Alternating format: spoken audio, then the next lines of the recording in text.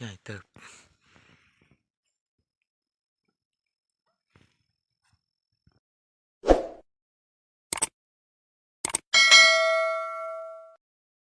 ทักทายสบายดีทุกคนวันนี้ก็เฮาก็ได้ย้ายบ้านใหม่นะก็มากับทีมงานก็ได้ดังไพ่ผู้อู้นอนวันนี้ทางทีมงานครับไปก่อนเด้อไปกินเพออยู่หลวง มาใกล้เพื่อก็นอนอู้อยู่กับทีมเฮาก็ที่ได้นั่งพักผ่อนก่อนจักหน่อยก็ที่ได้ไปหาเชือกกับดักนะทุกคนเลยตอนนี้ก็มวยเข่าก็ล้มนะทุกคนเลยเข่งขาหักบอกเพียงครับ ตอนนี้ก็บะแม็กเพื่อนก็ซาตื่นแต่นอนนะโอ้นอนคักแท้ทีมงานเท่านี้ บอนนอนเพิ่นมาไกลเพิ่นก็นอนอยู่พุ่นนะทุกคนเลยเอานะนอนอยู่บนรถโอ้หมอยข้าววันจะเพิ่นก็แปลงขาเข่งอยู่ตอนนี้เราก็ได้ตื่นแต่นอนพักผ่อนนะทุกคนเลยก็พอดีลุกมาหาเฮ็ดกินก่อนวันนี้ที่ได้กินข้าวจีก่อนที่ได้ไปหาแล้วแรงกะข้าวเขาก็ได้นึ่งแล้วนะเอาขึ้นมาอีกทุกคนเลยมันล้มกะนี่ก็ที่ได้ปิ้งหนูกินกับตำแตงนี่ไปเห็นเพิ่นยังมาแตงกะโอ้ถงเทเลอร์นี่โบแม็กถงเทเลอร์นี่5,000ชามะโอ้มาไก่เพื่อกับปิ้งหนูนะ15กะที่ได้ตำแตงนี่แหละทุกคนได้ข้าวเทงกะตอนนี้ก็บะแม็กเพื่อนก็ได้ปิดมาคิดนะที่ได้ตำแจ่วที่ได้ใช้แตงแหละทุกคนเลยตำแตงกินตอนเทงนะ ประเดะยันนี้บะแม็กนี่เอ็ดกินแซ่บต้มไก่ก็แซ่บบะแม็กต้ม ปิ้งหนูนะทุกคนเลยถือว่าปิ้งชุกแล้วเฮากะอุ่นไว้กินกับตำแตง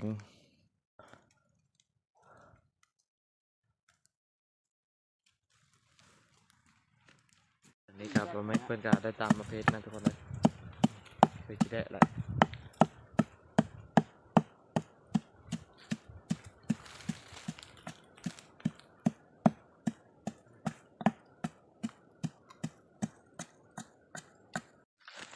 อันนี้ก็แตงเฮากะจักแล้วล่ะบะแม็กเพิ่นต่ำนะ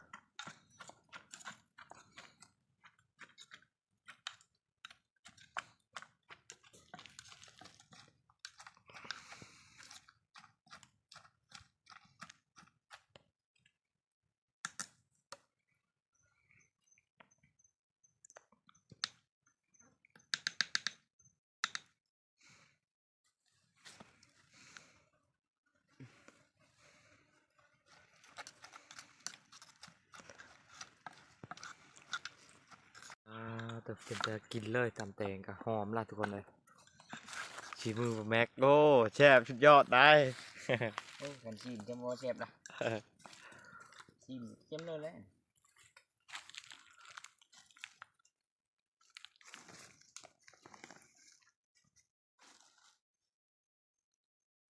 เละ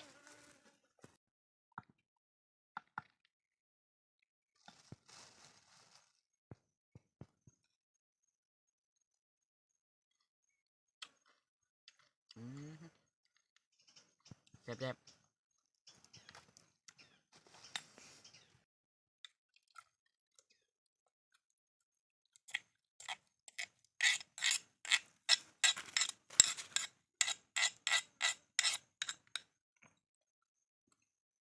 เอ้ากลืนน้ำลายได้ชีวิต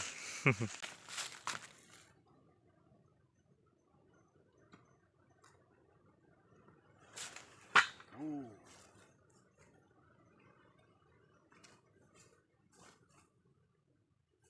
อ้โหนี่ก็ตักนะเขากระซุกนะ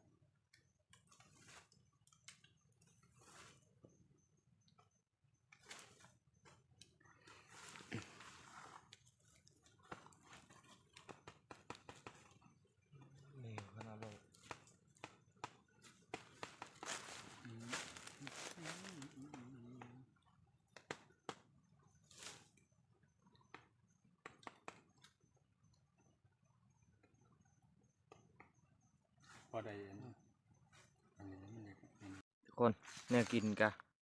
โอ้ตำแตงมันก็กินตำแตงกับปิ้งหนูนะมันนี่มาทุกคนกินข้าวเทงนะมันนี่กินข้าวแล้วกะสมภาพกะที่ได้ไปหาเชือกลับนะ ฮึบปั่นเลยยังได้ก็ฝากห้าเมียให้บ่แม็กหน่อยนะ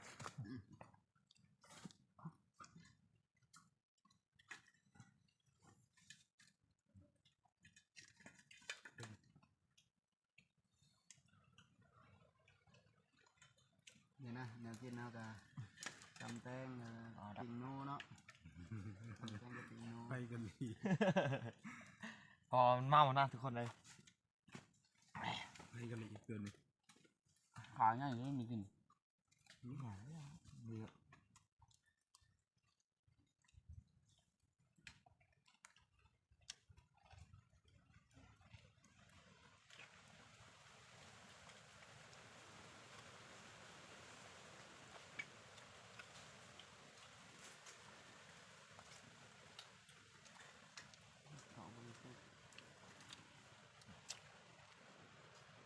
มาแล้วทุกคนกินข้าวน้องกัน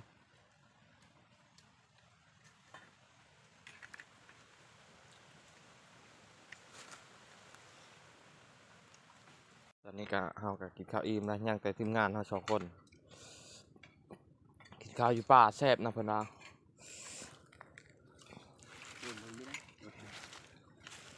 เป็นไรแซ่บอยู่บ่ กินเงินด้วย นะครับประประจานแล้วเนาะ แสบร้ายแสบร้ายบ่แม่ง โอ้ตำแตงจนหมดเลย บ่แม่งนี่เห็ดกินแสบได้ ฮะ ฮะ เสียอย่างเดียวนี่แหละ รอบหน้ายังเฮอเพิ่นเอ็ดกินอีกทุกคนตอนนี้เฮาก็ได้กินข้าวกินน้ำอิ่มแล้วนะก็สิได้ไปหาเชือกกับดักก่อนทุกคนเลยก็สิได้ไปหาละแรงเลยพาบ่ไก่เพิ่นไปหาเชือกกับดักบ่แม็กเพิ่นแน่หนูอันกระแตกินปลากระบอกนะว่าเฮาไปเมื่อเช้านี่ก็พอนะทุกคนเลยตอนนี้ก็ซึมเฮาก็สิได้เตรียมตัวไปหาเชือกกับนั่นทุกคนเลยบ่ไก่เพิ่นก็ไปน้ำเดียวบ่เห็นก็ไปบ่เอาแม็กเพิ่นก็ไปน้ำเดียวนะสิได้ไปหาเชือกกับว่าทุกคนเลยคำละนี่ก็เฮาก็สิได้ไปหาละแรงกับเชือกกับพร้อมทุกคนเลยกับเฮาก็บ่ได้หลายนะถือว่า7 หลางนึงกับปันได้ใช่นะกับก็มาก็เห็นงูแดงนะทุกคนเลยนี่มันเป็นงูกระบาพานนะตอนนี้ก็ซึมเฮาก็สิได้ไปหาใส่กับนะทุกคนเลย4 คนก็บ่มาเห็นเพิ่นก็ใส่กับแล้วก็สิได้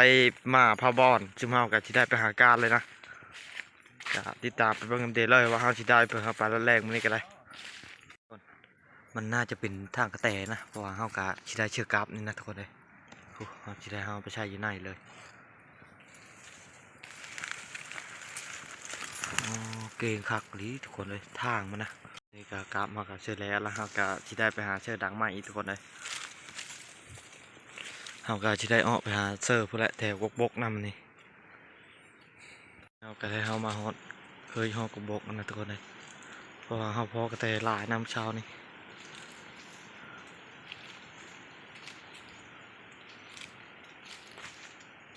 นี่เฮาก็ได้เฮามาฮอดกบกนะทุกคนเลย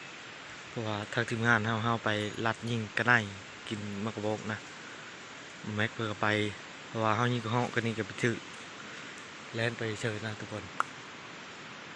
วันนี้ก็เฮาก็สิได้ไปหาเชือกกับวะใส่แบบนี้นะทุกคนเลย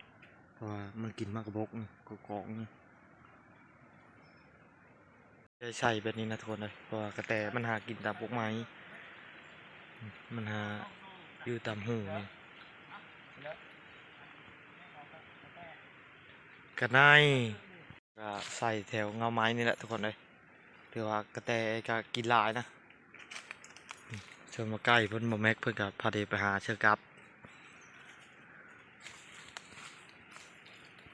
เซอร์ละก็เคยชิมดแล้วนะยังช่องล่างนะทุกคนเลยเอาไปสิได้ไปหาเซอร์บนไม้อีกนี่เราก็จะใช้กับแล้วนะเพราะยังด่างดีนะทุกคนเลยกับเอาไป ก็เฮาก็สิได้ไปหาเสื้อบอลไม้อีกวันนี้ทั้งหอยหมูทั้งหอยไก่นะแล้วก็มาเสิร์ฟด่างสุดท้ายนะทุกคนเลยนี่กระแตกินเพราะว่าเฮาก็จะได้เสิร์ฟนี่นะก็ถือไปแล้วล่ะวันนี้ก็เสิร์ฟกลับก็เสิร์ฟเฮาก็จะได้ไปหาร้านแรงเลยก็ซึ่งเฮาก็จะได้ไปหาร้านแรงนะทุกคนเลยก็ไปน้ำเดย์3 คนนะจะไปไก่เพื่อก็ง้างมาหลังติดตามไปเบิ่งอัปเดตเลยทุกคนเลยว่าจะได้บ่ทางกระแตเนาะอยู่พี่ก็มีตอนนี้ก็เฮาก็ได้มาพาเดียวหาลัดแรงก็สิได้หาการเลาะเมื่อบอดเลยนะทุกคนเลยก็ท่าพึกหนูวายก็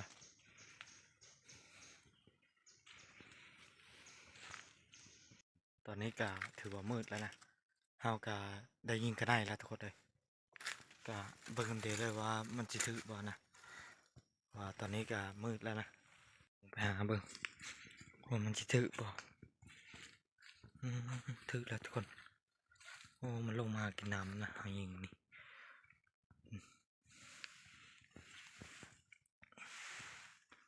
โอ้ใหญ่เติบ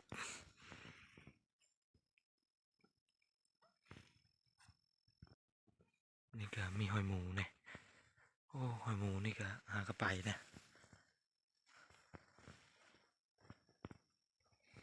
ทุกคนตอนนี้เขาก็เอาได้แล้วนะกระไนเขาก็เก็บแล้วเก็บแล้วทุกคนเลยถือว่าหมานนี่นะมันนี่ก็ถือว่าวิพากษ์นะทุกคนสำหรับเขาปลาละแรงนะอันนี้ก็ตอนนี้ก็เขาก็อ้อมหอทางนะทุกคนเลยถือว่าทางทีมงานเขาก็พอดีเพิกกระไนกระแตนะวันนี้ก็เขาก็จะได้ไปเบิ่งทางทีมงานเขาก็ว่าชิมเมอร์ให้กินบอกพอเขาก็ได้กระไนตัวนึงนะทางทีมงานเขาก็พาเด็กด่างไผ่อยู่แคมทางนี่ทุกคนเลยเผาหนูกินมากบกนะ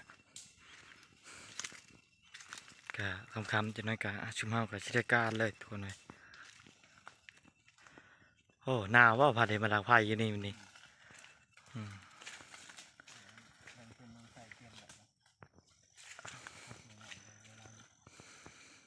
หนูกับบีมาแล้วถือขวัญไผ่ทุกคนตอนนี้กะมืดละชุมเฮาดักหนูกะถือว่าบีพอเพื่อนนะลมแห้งนะทุกคนเลยกะหนาวพร้อมตอนนี้กะชุมเฮากะได้กันได้ตัวนึงกะชิได้เมื่อนะมันนี่เมื่อหาให้ยูกินก่อนนะนี่ก็ทางทีมงานเฮากับย่างก่อนพาเดี๋ยวย่างเมืองบอลอยู่บนเสาแหละทุกคนตอนนี้เฮาก็ได้มาหายามกับดักนะเพราะว่าเฮามาก็ได้การละทางไว้เฮาบอลก็เฮาก็สิได้เฮาไปหายามกลับกันทุกคนเลยจะติดตามไปเบิ่งอัปเดตแล้วว่าเฮาสิได้บ่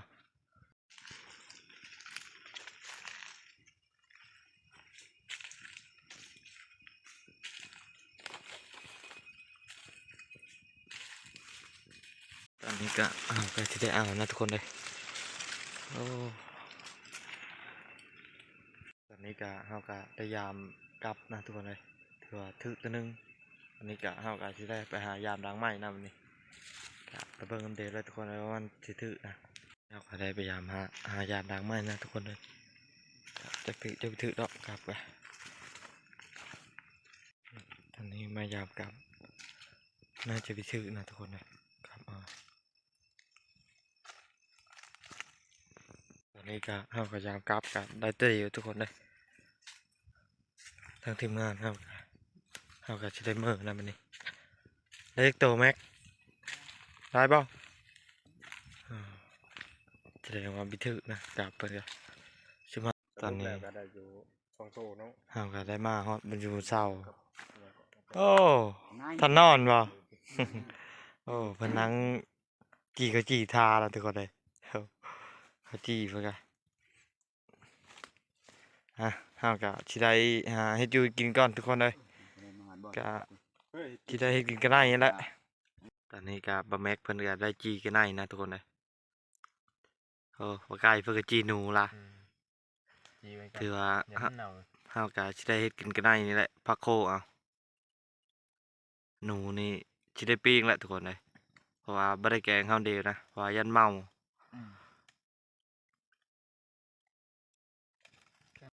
เออบ่ได้เผื่อบางทีมีอันผู้เสพผู้สาวที่เขาเบิ่งอยู่นะที่ว่าโสดนะก็ติดต่อหาบ่แม็กนี่เด้อเพิ่นยังบ่มีแฟน นี่เลิศชื่อเพชรฟาด อันชื่อเฟซยังก็ นี่ถามเพิ่นคุณนั่นเลย แม็กบ่แม็ก เออ แม่นแล้วชื่อเฟซเพิ่นก็บ่แม็กเด้อนะแต่ว่าชื่อช่องชื่อแม็กชาแนลเนาะนั่นแหละในช่องก็แม็กชาแนลก็นั่นแหละทุกคนบ่กินบ่เที่ยวก็แวะไปเหี่ยวไปหยังใส่ก็ยังดีนะ นี่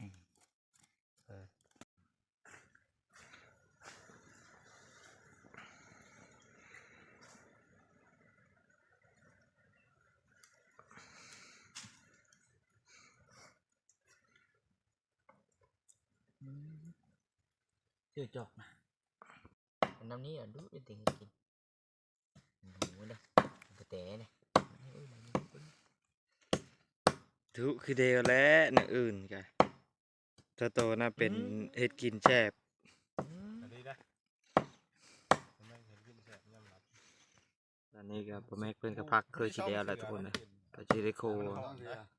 คใส่ใบพักนะตัวาใบพักก็มี ตอนกลางเว้น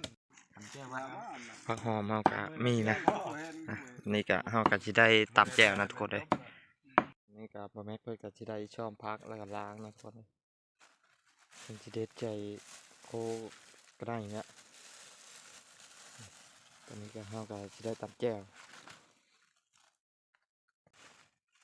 ปักหนังเยอะตอนนี้ทั้งเยอะชักว่าแล้ว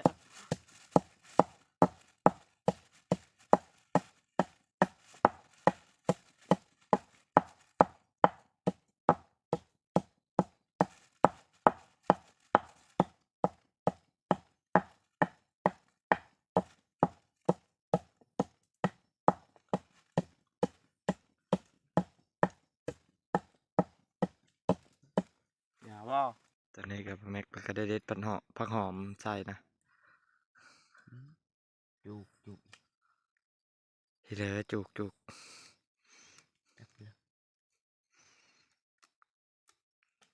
พอได้เม่นเมิดละตอนนี้ก็เพิ่นก็ปรุง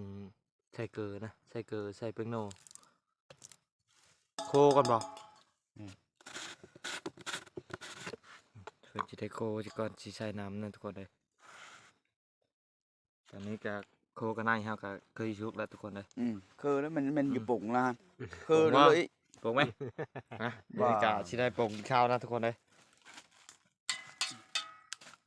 khâu áp nắm áp nành như อืม bên này nôn ได้อาบน้ำบ่มันนี่นะ nắm của mình đi áp ôi เออ lấy không phải áp rồi cả áp แม่นบ่ vô áp đây mình đi đây ôi mình đây đây mình áp đây นี่จะอันน้ำหวยแล้วอาบบางเทียงเลย ขันว่ามเราไปหาอะไร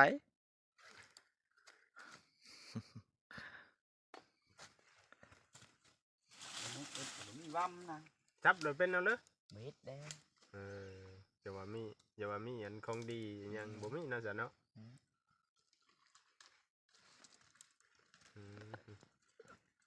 ก็ได้ตัวเดียวเต็มโทโลด ô nết bền ว่าเลือกกินเลยนั่นน่ะสิผมไม่ ตอนนี้ก็จิมเฮาก็สิได้กินข้าวนะทุกคนเลยเนี่ยกินเฮาก็โคกันในมาทุกคนกินข้าวแรงนะวันนี้แซ่บนะหอมกลุ่มอยู่ แซ่บกินแล้ว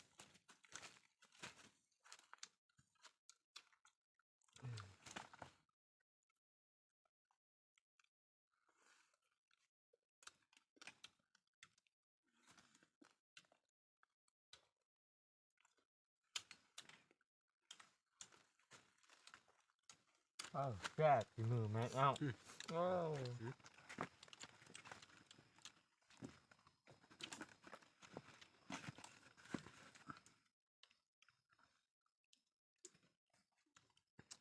มาเด้อทุกคนกินข้าวน้องกัน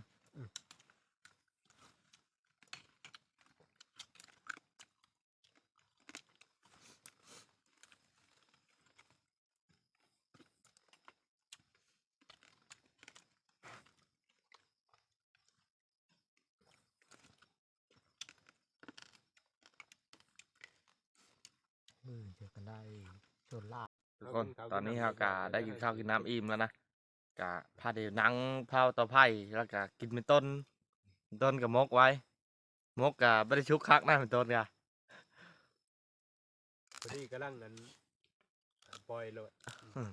มันก็เป็นน้ำเอ็มกะเอ้าแล้วมากินมันต้นกินเล่นต้นผิงใบ ลืมกดไลค์กดแชร์กดติดตาม ทุกคนตอนนี้เราก็ได้กินข้าวกินน้ำ แบบ อิ่ นี้ ม ป่ะ แล้วนะ ติ้ง เพื่อกันได้นอนอู้ บ๊ายบาย คุณกะมาเห็นเพื่อนนอนเผาเตาไผ่นะไอ้เพื่อนก็นอนอู้คือเดียวนะโอ้ตอนนี้กะ15กะได้กินข้าวกินน้ำอิ่มแล้วนะทุกคนเลยกะจะได้นอนพักผ่อนก่อนสำหรับคลิปนี้กะจะได้จบลงเพลงเท่านี้นะคลิปหน้าพบกันอีกคือเก้าขอขอบใจผู้ติดตามนะครับชม